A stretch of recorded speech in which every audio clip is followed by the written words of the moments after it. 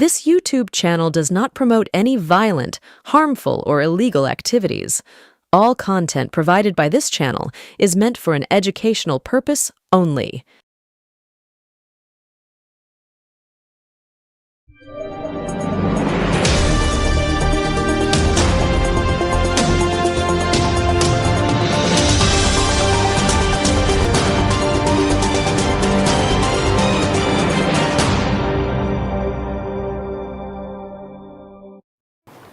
বলুন তো, এরা যে রামনবমীতে মিছিল করে, আমাদেরও অনেকে করেন, আমার কোনো আপত্তি নেই, আমরা চাই পিসফুলি হোক। একদিন তো বাসন্তী পুজোয়, মানে অন্নপূর্ণা পুজো, রামনবমী যেটা এখন হয় চৈত্র মাসে, সেটাই ছিল। কিন্তু রামচন্দ্র যখন অকাল বোধন করেন, রাবণকে হত্যা করার, রাবণকে ধ্বংস করার জন্য, সেইটাকেই তো আমরা এখন অরিজিনাল দুর্গাপুজো বলে সেলিব্রেট করি। এটাকেও সেলিব্রেট করি, but not in that way. সবাই সবার মতো করে নবরাত্রি পালন করবে, এটাই ধর্ম। সবাই সবার মতো করে পুজো করবে, এটাই ধর্ম। তো আমি শরৎকালে শিউলি ফুল ভাসে, কাশফুল ভাসে, এটা তো আমরা করি, এটা তো রামচন্দ্র করেছিলেন। তাহলে সেদিনটা কি আপনাদের মনে পড়ে না? সেটা কি রামনবমী নয়? সেটা কি রামচন্দ্র নিজের চোখটা পর্যন্ত যখন 107টা ফুল দিয়ে একটা বাকি ছিল, নিজের চোখ দিতে গিয়েছিলেন? ইতিহাসটা জানুন, এবং ইতিহাসের এটাই শিক্ষা, জন্ম হোক যথাতথা, কর্ম হোক ভালো। যথাতথা কর্ম হোক ভালো। কর্ম মানে ধর্ম, ধর্ম মানে কর্ম। ভালো কাজ করুন, মানবিক হন, দানবিক হবেন না দয়া করে। এটা আমার বলা থাকলো। একেবারেই ঠিক বলেছেন মমতাদি, এবং বাস্তব ঘটনা যে রামচন্দ্রের জন্ম বা রামচন্দ্রের নিয়ে রামনবমী বা তাই নিয়ে হই হট্টগোল বেশ কয়েক বছর ধরে, বিশেষ করে বিজেপি কেন্দ্রে ক্ষমতায় আসার পর এ রাজ্যের অশিক্ষিত অযোগ্য গুন্ডা বাহিনী, রামগুন্ডা মানে, কিন্তু আমি রামচন্দ্রকে গুন্ডা বলছি না। আমি হাওড়াতে একটা প্রজেক্টের কাজ করেছিলাম বছর 3 সেই প্রজেক্টের কাজে আমি দেখেছিলাম যে রাম পাসওয়ান বলে একজন ছিল হাওড়াতে, এবং রাম পাসওয়ানের তাণ্ডব ওই হাওড়া উত্তর বা হাওড়া মধ্যতে কে একজন এমএলএ দাঁড়াতেন সিপিএম এর, এও সিপিএম ছিল। তো তার তাণ্ডব একেবারে পঞ্চানন তলা থেকে শুরু করে এদিকে নয়া রাস্তা, ওদিকে বেলিলিয়াস রোড ইত্যাদি অঞ্চলে তার দাপট। সব রকম পুজো করতো, সব রকম তাণ্ডব করতো, এবং ভাসান মিছিলে তার অত্যাচার। মানে একবার তো দেখলাম যে কি একটা অদ্ভুত ঠাকুর নিয়ে সে বেরিয়েছে, সমস্ত পঞ্চানন তলাটা বন্ধ, বেলিলিয়াস রোড ওয়ান ওয়ে, তো দুটোই, ওই রাস্তা দিয়ে যেতে গিয়ে মানে মানে কে রাম পাসওয়ানকে বোঝাবে? তো সেই রাম পাসওয়ানের গুন্ডামি দেখেছিলাম। পরে অবশ্যই সেই প্রজেক্ট আসার পর বা বর্তমানে সিপিএম জমানা শেষ হওয়ার পর রাম পাসওয়ান কোথায় আছে জানি না, তবে সেই রাম গুন্ডা বলে তাকে ডাকা হতো হাওড়াতে, এবং হাওড়ার মানুষ অনেকেই তার নাম দাম শুনবেন। ওই হাওড়া ময়দানে তার ঠেক ছিল, যেখানে ওই কি বলা যায়, ব্রাউন সুগারের একটা চলতি বাজার ছিল আর কি ওখানে। এখন সেসব উঠে গেছে, এখন অনেক ভদ্রস্ত। সকালবেলা ব্রাউন সুগার বিক্রি করতে আসতো একদল লোক, আমরা কি করব, আমাদের প্রজেক্টের কাজ করতে যেতে হতো, আমরা দেখতাম এসব নেশা ইত্যাদি ইত্যাদি হচ্ছে। এবং এই তাণ্ডবকারীদের এই রামনবমীর ঝঞ্ঝাট এই রামগুন্ডা, সিপিএম এর রামগুন্ডা কিন্তু ভয়ঙ্কর ভাবে করতো, সে মানে ভাবা যায় না। আপনাদেরকে বলি যে হাওড়া থেকে আপনি যত উত্তরের দিকে যাবেন, সেখানে গোলাবাড়ি বলে একটি জায়গা আছে, মুসলিম বেস জায়গা। আর এই রামগুন্ডা ওই গোলাবাড়িকেই টার্গেট করত। এই নিয়ে অশান্তি কম হয়নি, ঝামেলা কম হয়নি, যে কারণে রামগুন্ডাকে যে আছে না বেঁচে আছে না মরে গেছে না পাটনা বা কোথায় থাকতো, বিহারে চলে গেছে, আমি আইডিয়া নেই। তবে রামগুন্ডারা যুগে যুগে এসছে, আজকেও রামগুন্ডারা রয়েছে যারা রামের নামে বজ্জাতি করছে। মমতা দি তো ঠিকই বলেছেন, রাম সম্বন্ধে জানতে হবে। রাম সম্বন্ধে না জেনে এই রাস্তায় অস্ত্র শস্ত্র নিয়ে বেরোনোর জাস্টিফিকেশনটা কি? এটা কাদের জন্য করছেন? কোন উজ্জুতি করছে বিজেপি? কোন উজ্জুতি করছে বিশ্ব হিন্দু পরিষদ? কাদেরকে উস্কাচ্ছে? তার তীব্র প্রতিবাদ এখান থেকে করছি এবং আপনাদের একটার পর একটা ঘটনা আজকে তুলে ধরবো। কারণ এই অশিক্ষিত গুলো কেউই রামায়ণ পড়েনি, জানে না কিছু। এরা রামচন্দ্রের জন্ম বা বৃত্তান্ত কিচ্ছু জানে না, যার জন্য আজকে প্রিপেয়ার্ড হয়ে বসেছি। এবং মমতাদি প্রায় বেশিরভাগটাই বলে ফেললেন। দেখুন এদের কাণ্ড কারখানা, এদের ব্যাপার স্যাপার। ইদানিং আবার তৃণমূলও বছর দুয়েক তিনেক হলো তারাও ওই রাম নবমীর মিছিল করছে, যদিও তাদের হাতে অস্ত্র শস্ত্র থাকছে না, কিন্তু এদের হাতে অস্ত্র থাকছে। অস্ত্রের সঙ্গে রামের জন্মের কি ব্যাপার? আপনাদেরকে আজকে একটু রামায়ণ সম্বন্ধে বলবো। আগে দুদিন আপনারা যেভাবে আমার অনুষ্ঠান দেখেছেন এবং আমাকে ধন্যবাদ দিয়েছেন, তার জন্য আমি কৃতজ্ঞতা জানাই, প্রত্যেককে সালাম জানাই এবং আপনাদেরকে ফের একবার নমস্কার এবং সালাম জানিয়ে সুপ্রভাত জানিয়ে আজকের অনুষ্ঠান শুরু করছি। দেখুন, এই যে অন্নপূর্ণা পুজো আসছে আগামী 5 তারিখ শনিবার, আজ তো বৃহস্পতিবার হয়ে গেল, শনিবার দিন অন্নপূর্ণা পুজো এবং বাসন্তী পুজো। এখন অন্নপূর্ণা পুজো এবং বাসন্তী পুজোটা কতদিনের বা কি বৃত্তান্ত এটা জানতে হবে। এবং দুর্গা পুজোটাই বা কি, যেটা মমতা বন্দ্যোপাধ্যায় বললেন যে অকাল বোধন, এই অকাল বোধনটাই বা কি। দেখুন, আমি খুব ধর্মকর্মের মধ্যে আমি থাকি না। আমার কাছে ঈশ্বর বলতে আপনারা, আমার কাছে ঈশ্বর বলতে মানুষ, এবং অবশ্যই কোন ঈশ্বরকেই খাটো না করি, আমার কাছে আল্লাহ যা, সরস্বতী ঠাকুরতা, জিসাস ক্রাইস্টতা সবই এক।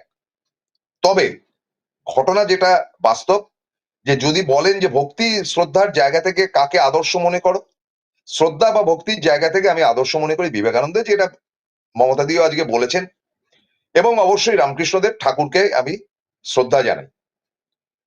এই যে রামনবমী এবং তার ঢাল তলোয়াল নিয়ে মস্তানিবাজি কেন, কি বৃত্তান্ত? এবং মমতাদি প্রশ্ন তুলেছেন যেটা, যে অরিজিনাল যে পুজো হয় অর্থাৎ অকাল বোধন, সে সময় এরা থাকে কোথায়? থাকে না তো। কারণ এটা স্রষ্টা তো পশ্চিমবঙ্গের এই তথাকথিত অশিক্ষিত বিজেপির লোকগুলো নয়, এটা তো স্রষ্টা হচ্ছে কি উত্তরপ্রদেশ, মধ্যপ্রদেশ, মানে হিন্দি বলা এটা, এবং পশ্চিমী কিছু কিছু জায়গা। আমি তো শুনেছি গুজরাটেও বিস্তর হয়। তবে অসভ্যতামিটা মোদি জমানার আগে কোথাও হতো না, স্বাভাবিকভাবে তারা রামনবমী পালন করত। কিন্তু এরা ক্ষমতায় আসে, এদের ওই গেরুয়া পতাকা পারলে এদের সিম্বল টিম্বল নিয়ে এরা বেরোয় এবং এরা যা তা করে, যে কোনো জায়গায় গন্ডগোল পাকায়। প্রত্যেক বছর পুলিশকে অত্যন্ত সতর্ক থাকতে হয় এবং এরা গন্ডগোল পাকাবার জন্যই করছে। এই যে গতকাল মুসলিম বিলটা নিয়ে যে এত চেঁচামেচি হলো, কল্যাণ বন্দ্যোপাধ্যায় দুর্দান্ত বক্তব্য রাখলেন, তো তারা উস্কাচ্ছেন কেন? মোদী সরকার হঠাৎ এটা নিয়ে ওয়াকআপ বিল নিয়ে এত লাফালাফি করছেন কেন? একটা এক্সিস্টিং যে সুবিধা, সেই সুবিধার মধ্যে হাত দিচ্ছেন কেন? কেন খোঁচাচ্ছেন একটা ধর্মীয় দলকে যারা ভারতীয়? তো এটা এরা করবেই, এরা গন্ডগোল পাকাবেই, গন্ডগোল পাকা। অথচ এরা বলবে মুখে যে আমরা তো ধর্ম নিরপেক্ষ, কারণ ধর্ম নিরপেক্ষ না হলে রেজিস্ট্রেশন পাওয়া যায় না। ভারতবর্ষের কোন রাজনৈতিক দল রেজিস্ট্রেশন পায়নি আজ অব্দি। তাদেরকে প্রমাণ করতে হবে তারা ধর্ম নিরপেক্ষ। এরাও প্রমাণ করেছে, এই বিজেপিও প্রমাণ করেছে যে তারা ধর্ম নিরপেক্ষ। প্রমাণ মানে কি? প্রমাণপত্র দিয়েছে। কিন্তু আসলে এরা গোড়া হিন্দু। এই যে নেপালে যেটা চলছে, হিন্দুত্ববাদকে ফেরত আনার জন্য একটা একটা মানে সারা পৃথিবী জুড়েই তো এই ধর্মকর্ম নিয়ে কারবার চলছে। তো এই জায়গাটা থেকে আমার কথাটা খুব পরিষ্কার ভাবে আমি রামের কিছু ঘটনা আপনাদের সামনে স্বনির্বন্ধ ভাবে তুলতে চাই। যদিও আমি কোনো তথাকথিত মানে কি বলা যায়, মহাপণ্ডিত নই, টিকিধারী পণ্ডিত নই, রাম নিয়ে আমার বিরাট কালচার নেই, কিন্তু রামায়ণ আমার পড়া রয়েছে, বিস্তর পড়া রয়েছে। রাজশেখর বসু থেকে শুরু করে মহাভারতের বিভিন্ন জায়গায় আমার পড়া রয়েছে এবং বিভিন্ন ভাবে পড়েছি। আমি মনে করি রামায়ণ মহাভারতটা এপিক হিসেবে আমাদের পড়া উচিত, কিন্তু পরতে পরতে পড়া উচিত। বিজেপির অধিকাংশ নেতাই পড়েননি। এখানে কি দিল্লি কেউ পড়েছেন বলে মনে হয় না, বা পড়লেও এরা একটা অদ্ভুত ভাবে রামায়ণটাকে কাটফাট করে সীতা ফিরে এলো অযোধ্যায়, ব্যাস রামায়ণ শেষ। তারপরে যে সীতাকে রামচন্দ্র বের করে দিলেন এবং বের করে দেওয়ার পর হনুমানকে সাক্ষী নিয়ে যে সীতা ফিরে এসেছিলেন, সে হনুমানের কথাকে পাত্তা না দিয়ে হনুমান তারপরে কোথায় উধাও হয়ে গেল? কোথায় চলে গেলেন হনুমান? রাম সীতা অযোধ্যায় ফিরে আসার পর আর হনুমানকে খুঁজে পাওয়া যায়নি, কারণ হনুমান বলেছিলেন এটা আমার মায়ের সঙ্গে করবেন না। এগুলো তো জানতে হবে। তারপরে সীতার যে আত্মঘাতিনী হলেন, মানে তিনি বললেন যে ভূমি তুমি বিভক্ত হও, তিনি কিন্তু যেই মাটি থেকে তার জন্ম হয়েছিল সেই মাটির তলায় চলে গেলেন। তো ঘটনা হলো যে রামচন্দ্রের জীবন কাহিনীটা জানতে হবে, যে এই যে আগামী 5 এবং 6 এবং 6 তারিখ হচ্ছে গিয়ে রামনবমী, এবং তার আগের দিন হচ্ছে বাসন্তী পুজো বা আপনার অন্নপূর্ণা পূজা। এই অন্নপূর্ণা বা বাসন্তী পূজা বা রামনবমী শুরু হয়ে গেছে কিন্তু গত আপনাদের বলছি গত শনিবার থেকে। গত শনিবার থেকে পুরোদস্তুর কিন্তু ওই 9 দিন ধরে নবরাত্রি যেটাকে বলে নবরাত্রি পুজো শুরু হয়ে গেছে। কি কারণ? যে 6 তারিখ যেটা রামনবমী হিসেবে পালন করা হয় সেটা রামচন্দ্রের জন্ম হয়েছিল। কিন্তু এই যে অন্নপূর্ণা পূজাটার সঙ্গে রামচন্দ্রের সরাসরি কোনো যোগাযোগ নেই। কেন জানেন তো? দুর্গাপুজোর দুর্গা ঠাকুরেরই আরেকটা রূপ হচ্ছে অন্নপূর্ণা, বা এই পুজোর যেটা হচ্ছে, যেটা আপনারা দেখবেন আগামী 5 এবং 6।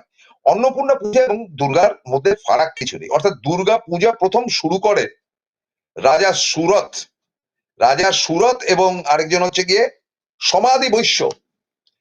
রাজা সুরথ, এইগুলো রামচন্দ্রের জন্মের অনেক আগে। রাজা সুরথ এবং আহ সমাধি বৈশ্য। রাজা সুরথ ছিলেন ক্ষত্রিয়, সমাধি বৈশ্য ছিলেন বৈশ্য আর কি, মানে ব্যবসায়ী, বণিক। তো রাজা সুরথ যুদ্ধে পরাজিত হওয়ার পর ফ্রাস্ট্রেটেড হয়ে বনে জঙ্গলে চলে যান, এবং সেখানে গিয়ে তিনি বশিষ্ঠ মুনির সঙ্গে বশিষ্ঠ মুনির সাক্ষাৎকার পান। এবং বশিষ্ঠ মুনির সাক্ষাৎকার সেটা হচ্ছে সত্যযুগ। এই সত্যযুগে বশিষ্ঠ মুনির সাক্ষাৎকার পাওয়ার পর তার পা জড়িয়ে ধরেন। তখন বশিষ্ঠ মুনি তাকে বলেন যে তুমি ঈশ্বরের কাছে, সব ঈশ্বরের কাছে দৌড়ঝাঁপ না করে দেবী দুর্গার যে রূপটি রয়েছে, অর্থাৎ অন্নপূর্ণার রূপ, অর্থাৎ দেবী দুর্গারই আরেকটা রূপের কথা বলবে, তার পুজো করো। এবং এই যে অন্নপূর্ণা পুজো বা এই যে দুর্গার প্রথম পুজো, এটা রাজা সুরথ এবং বৈশ্য করেছিলেন, সমাধি বৈশ্য, এরা দুজন করেছিলেন। এই রামচন্দ্রের পুজোর আগে, অর্থাৎ রামের জন্মের আগে এই পুজো করেছিলেন রাজা সুরথ এবং বৈশ্য। সুতরাং এটা জানে না, বিজেপি জানে না। এবার এই পুজোর সঙ্গে অস্ত্রশস্ত্রের প্রশ্নটা আসছে কেন পরে বলছি। এরপরে কি হলো? এই পুজোটা হয়ে যাওয়ার পর, যেটা জানেন, এই যে ধর্মীয় জায়গা থেকে খুব ইন্টারেস্টিং একটা কথা বলছি, যে অকাল বোধনের কথাটি বললেন, মমতাদি বললেন। মমতাদি তো পড়াশোনা আছে অনেক। এই সত্যযুগের পর আসে ত্রেতা যুগ। ত্রেতা যুগে জন্মগ্রহণ হয় রামের, রামের। ত্রেতা যুগে জন্মগ্রহণ হয় রামের। সত্যযুগে রাজা সুরথ পুজোটা করেছিলেন। আচ্ছা, এইখানে কিন্তু খুব একটা ইন্টারেস্টিং ব্যাপার আছে, আপনাদেরকে বলি। ইন্টারেস্টিং ব্যাপারটা কি? রামচন্দ্র যখন এই যে তিনি বললেন যে রাবণকে ধ্বংস করেন, মমতাদি বললেন। এগুলো আমি ভেবেছিলাম আজকে বলবো, কিন্তু গতকালই তিনি বলে ফেলেছেন বলে আমাকে শুধু ক্লারিফাই করতে হচ্ছে মমতাদির অ্যাসিস্ট্যান্ট হিসাবে, মানে তার শিষ্য হিসাবে। কি হলো? ত্রেতা যুগের পর সত্যযুগে রামচন্দ্রের জন্ম হলো। জন্ম কোথায় হলো? অযোধ্যায় হলো।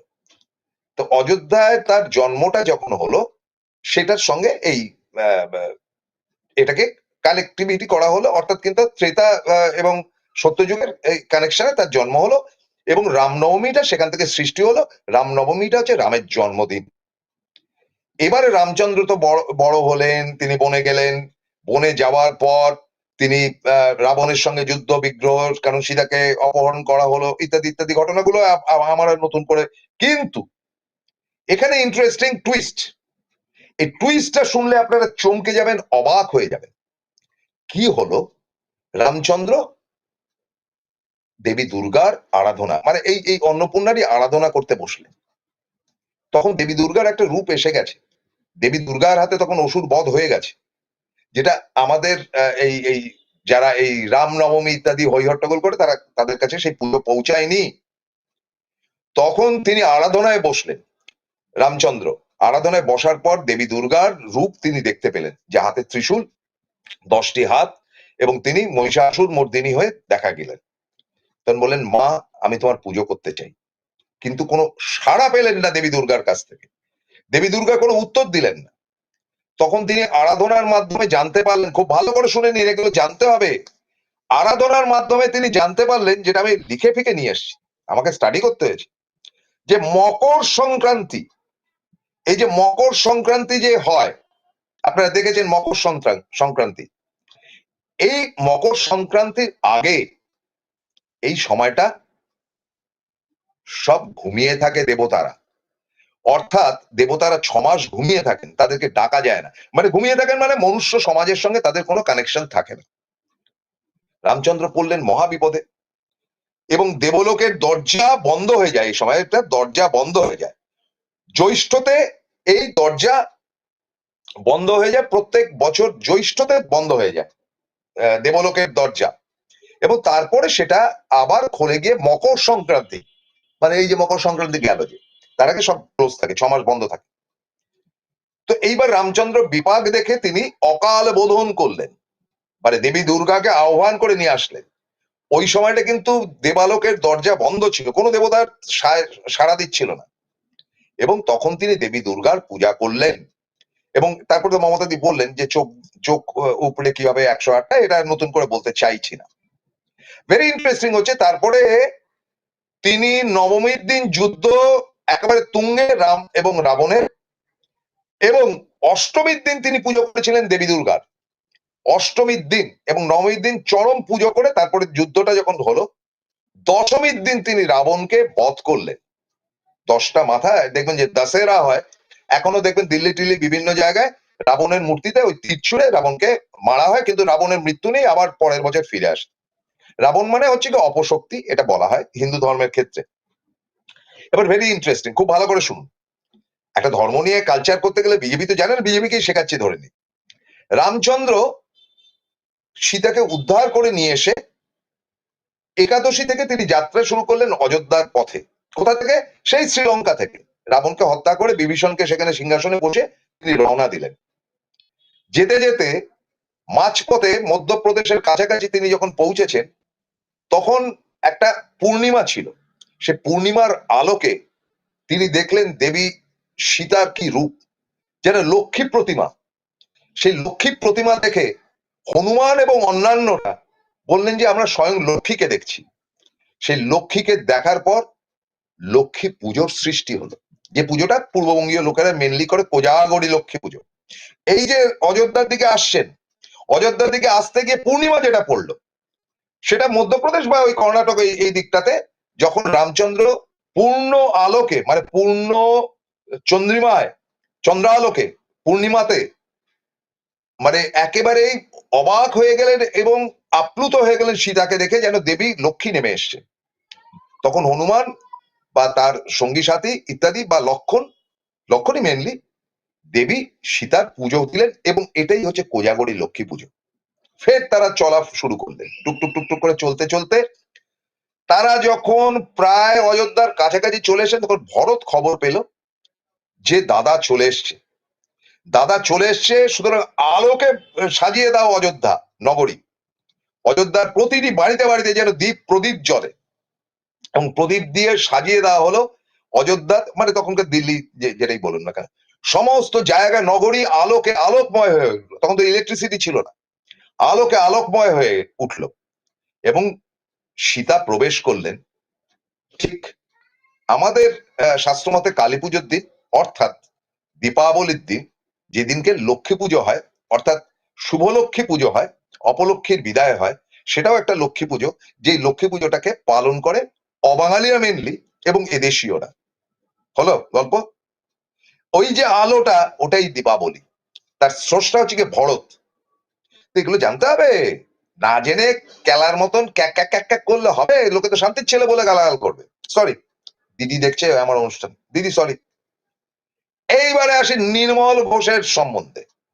নির্মল ঘোষ হচ্ছে কি আমাদের চিফ হুইপ, তার সম্বন্ধে কথা বলবো বোধহয় বিরতির সময় একটা হয়ে এসছে, বিরতির পর বলবো যে এবার দুর্গাপুজোর গল্পটা কি, এবং দুর্গাপুজোর গল্পটার মধ্যে অবাঙালিরা এই বিশেষ করে যারা হই হট্টগোল করছে, তাদের হুজ্জুতিটা মানাচ্ছে না, তারা গুন্ডামি করছে, সেই ঘটনা খুলে বলবো। মোটামুটি আপনাদের তো একটা নবরাত্রির ঘটনা শোনালাম, অর্থাৎ রামচন্দ্র যে নিয়ে আসলেন 9 দিন ধরে, একেবারে অযোধ্যার একটা পর্বে পৌঁছানোর পর, সেটাও নবরাত্রি, নবরাত্রি কিন্তু 4 বার হয়, 2 বার অফিসিয়ালি, একবার দুর্গাপুজোর সময় নবরাত্রি হয়, আরেকবার নবরাত্রি হয় এই এই এই অলরেডি স্টার্টেড, মানে আজকেও নবরাত্রির একটি দিন।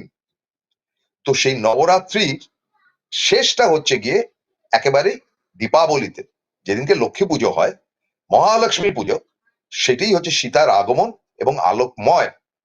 তো নির্মল ঘোষ, মাননীয় চিফ হুইপ, তিনি খুব ইন্টারেস্টিংলি দুর্গাপুজো সম্বন্ধে কিছু কথা আমাকে গতকাল বলেছেন, শোনাবো একটা ছোট্ট বিরতির পর, সঙ্গে থাকুন।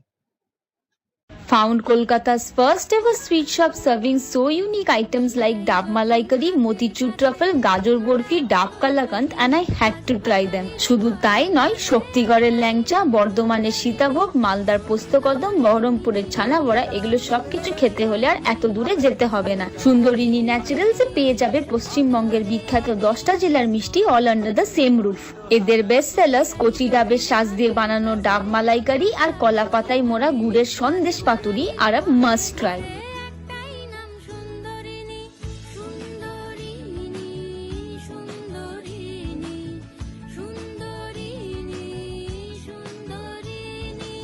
জয়গুরু রত্নভান্ডার জ্যোতিষীমা, এখানে গোল্ড মেডেলিস্ট জ্যোতিষী বসেন। হাই কোয়ালিটির আসল গ্রহরত্ন সবচেয়ে কম দামে এখানে পাওয়া যায়। স্থান বেলঘড়িয়া রানীপার্ক, বটতলা, 2 নম্বর রেলগেটের নিকটে। 9681345722 এবং 9007778922।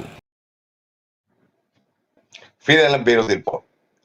এই নির্মল ঘোষ আমাদের যিনি চিফ হুইপ, নাড্ডুদা বলে আমি ডাকি, আমার অত্যন্ত বন্ধুস্থানীয়, আমাকে আবার তিনি আমার থেকে অনেকটাই বড়, প্রসূনদা বলে ডাকেন। নান্টুদা আমাকে যেটা বললেন, নান্টুদা বললেন যে আমার একটা প্রশ্ন জাগে প্রসূনদা, তুমি দেখো যে এই যে দুর্গাপুজো, আমি ওনার বাড়িতে দুর্গাপুজো হয়, আমার নেমন্তন্ন থাকে, লুচি আলুরদম ফালুদম খেয়ে আসে একদিনকে, যাই হোক সেটা অন্য গল্প।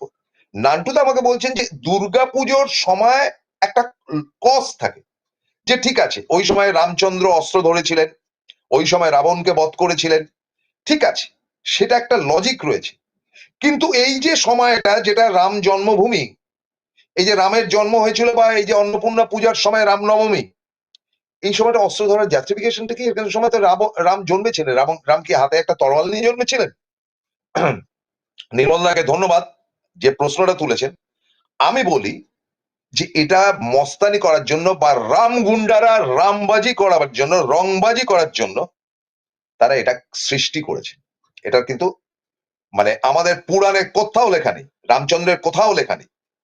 এদের জন্য সেই দেবানন্দের বিখ্যাত গান ছিল না, দেখো ও দিওয়ানো তুমি ये काम ना करो, राम का नाम बदनाम ना करो, बदनाम ना करो। এই যে গানটা, এরা রামের নাম বদনাম করছে, এরা রামের সম্বন্ধে কিছু জানে না, এরা পৌরাণিক কাহিনী পড়েনি, রামায়ণ পড়েনি, কিচ্ছু পড়েনি। এদের ব্যাপারটা হচ্ছে এরা হচ্ছে ওই অসুরের জাত, যাদের সঙ্গে রামচন্দ্রের যুদ্ধ হয়েছিল, এরা রামচন্দ্রের কেউ ফলোয়ার না, রামচন্দ্র সব জানেই না।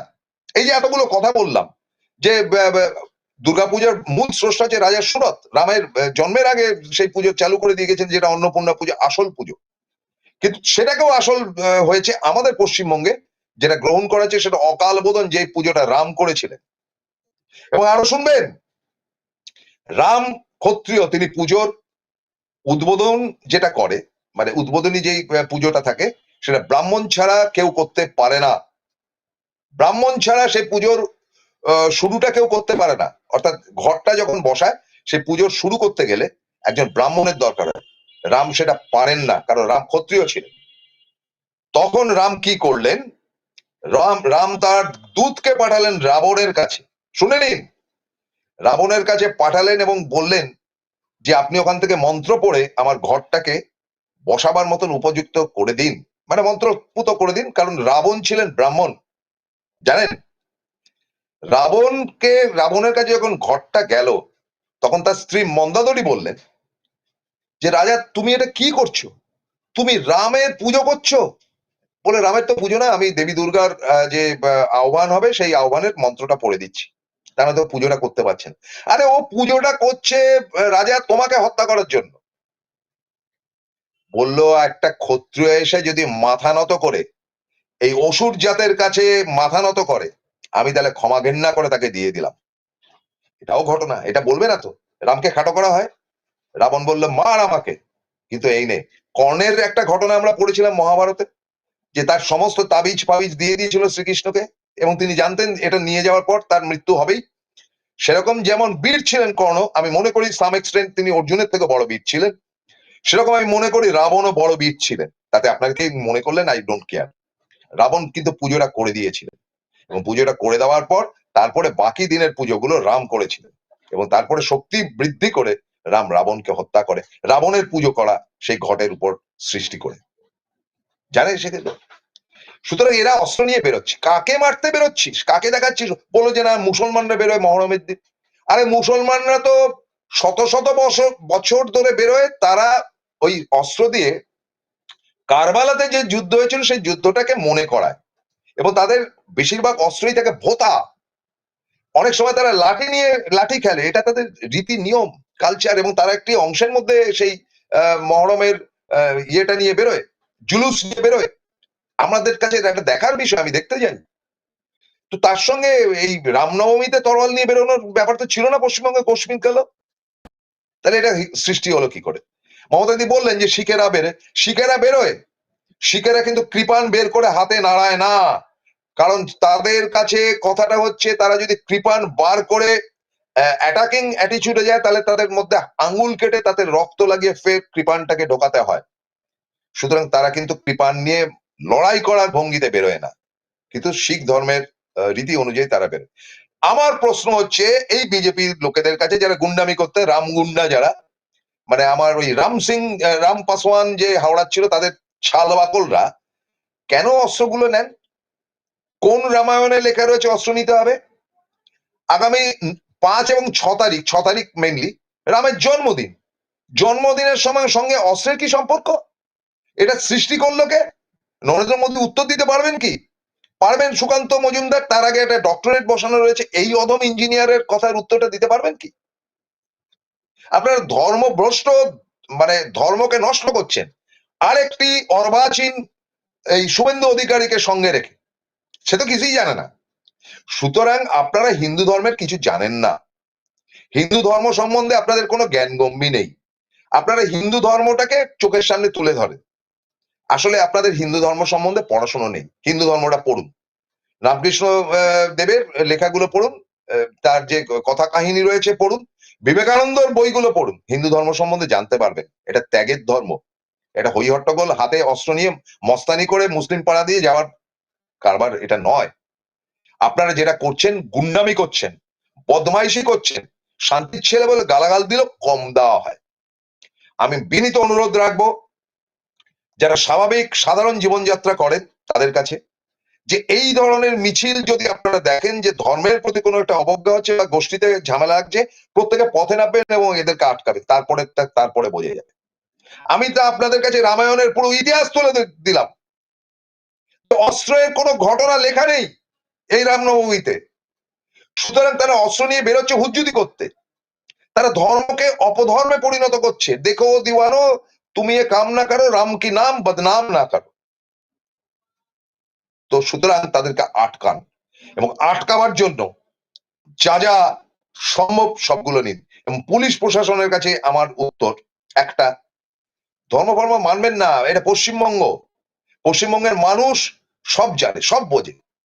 সুতরাং কেউ বেয়াদবি করলে, কেউ ঢিল ইট পাটকেল ওই মিছিল থেকে ছুড়লে, ডান্ডাটা রয়েছে না, একদম পেছন থেকে ফুড়ে মুখ থেকে বার করে দেবেন, তারপর যা আবার দেখা যাবে। শেষ করছি, ভালো থাকবেন। আমি আবারও বলি, অন্নপূর্ণা পূজার শুভেচ্ছা জানি আপনাদের প্রত্যেককে, নমস্কার জানিয়ে শেষ করছি। নমস্কার।